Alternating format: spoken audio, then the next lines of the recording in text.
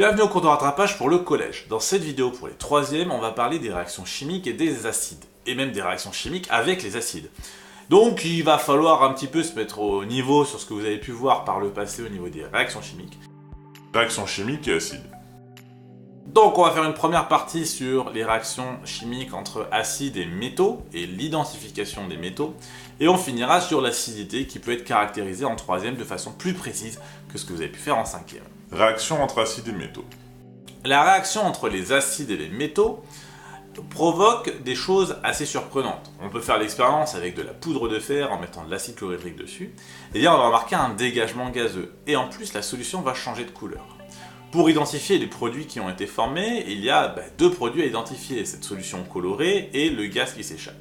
La solution colorée, il suffit de verser de la soude dedans. On va remarquer un précipité vert. Précipité vert qui est caractéristique des ions Fe2+. De l'autre côté, le gaz qui s'est formé, on a plusieurs moyens de l'identifier. On a vu en 5e que si c'est du dioxyde de carbone, il troublerait l'eau chaude, que si c'est du dioxygène, comme vu en 4e, il va raviver une flamme. Et il y a un dernier test, c'est celui de la détonation. Donc on va approcher une flamme de notre gaz, et si ça fait un léger pouic, alors c'est du dihydrogène. Et c'est bien le cas. Donc la réaction entre l'acide, qui est de l'H+, on verra ça plus tard, et le fer, Fe, va donner des ions Fe2+, et du dihydrogène. Et en fait, de façon générale, parce qu'on peut vraiment généraliser, l'acide attaque les métaux non nobles. Non nobles. Et oui, en fait, il y a des métaux qui sont nobles et d'autres qui sont moins nobles. Alors, je vous mets un petit tableau avec les métaux nobles et les métaux non nobles. Alors, les nobles, on a un peu l'habitude de se donner une idée assez facile des métaux nobles, c'est-à-dire l'or, le platine, l'argent, mais il y a aussi le cuivre dans les métaux nobles qui n'est pas attaquable par l'acide. Et de l'autre côté, les métaux qui sont non nobles. Donc là, on va retrouver l'aluminium, le fer, le zinc. Mais si on veut pouvoir identifier un métal, on ne va pas le faire réagir avec de l'acide. D'ailleurs, ça serait peut-être même bien d'avoir quelque chose qui puisse résister à l'acide. Pour identifier un métal, on va utiliser une propriété du métal, qui est sa masse volumique.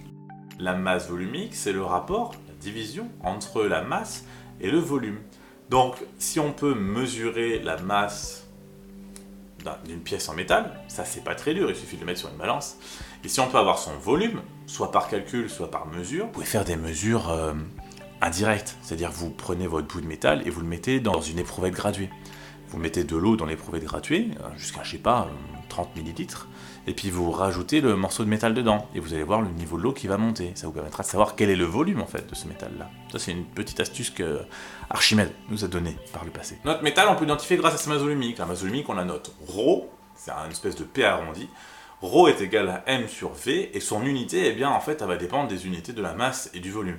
Ça peut être des grammes par litre, des milligrammes par litre, des milligrammes par millilitre, des grammes par kilo, enfin, par kilolitre, etc. Il y a plein de possibilités. On peut même parler en centimètres cubes et en mètres cubes. Donc ça, c'est pour identifier un métal. Il y a d'autres façons d'identifier un métal, comme sa température de fusion, comme aussi son magnétisme, etc.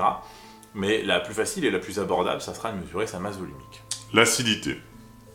L'acidité, vous avez vu ça en 5e normalement. Vous avez pu caractériser différentes solutions selon qu'elles sont acides, avec un pH inférieur à 7, selon qu'elles sont basiques, avec un pH supérieur à 7, mais en dessous de 14, et ou si elles sont neutres, c'est-à-dire avec un pH autour de 7. On va pas chipoter, si on a 6,7, on peut quand même considérer qu'on a une solution qui est neutre, tout comme à 7,3.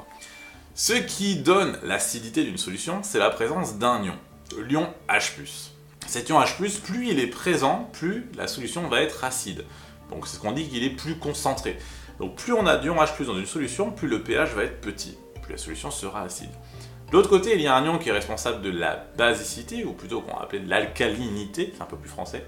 L'alcalinité, eh bien elle, c'est l'ion HO-, qui lui va être de plus en plus présent si le pH est de plus en plus grand.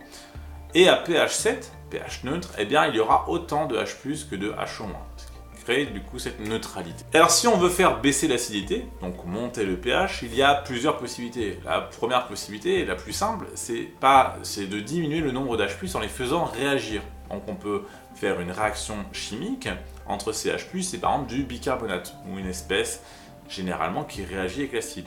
Les ions H+ vont être consommés et donc du coup vont faire remonter la solution. Ça marche aussi avec du métal, parce que si vous mettez du fer dans de l'acide, eh bien le fer va être consommé et les H+ aussi, donc le pH va remonter. Il y a aussi une autre possibilité, c'est on va pas diminuer le nombre de H+, mais on va diminuer leur concentration en nombre dans un certain volume.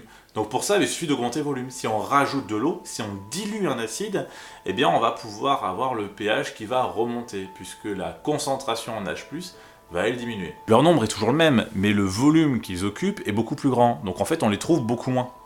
Et enfin, on peut faire réagir les ions H+, et les ions HO-. Ça marche. Alors si on le prend en mettant par exemple de la soude qui a un pH aux alentours de 14 et de l'acide chlorhydrique avec un pH aux alentours de 1, c'est très dangereux parce que c'est une réaction qui est assez virulente. Les ions H+, et les ions HO- vont se combiner pour former des molécules d'eau. Mais ça va se faire avec un gros dégagement de chaleur, et potentiellement une explosion du coup. Nous, en chimie, on a un placard pour les ranger, et dans ce placard, on ne met jamais sur la même étagère, et même si possible pas dans le même placard, les acides et les bases. Donc c'est fini pour ce cours de rattrapage de collège. Assez court, il n'y a pas tant de choses que ça à savoir, puisqu'en fait on est dans la continuité de ce qu'on a pu faire en 5e et en 4e. Vous pouvez vous abonner par ici, vous pouvez avoir la playlist qui est là. Je vous laisse avec une citation de Francis Danemark. Les sentiments sont des métaux, il importe d'en connaître la densité, il importe également d'en connaître la température de fusion.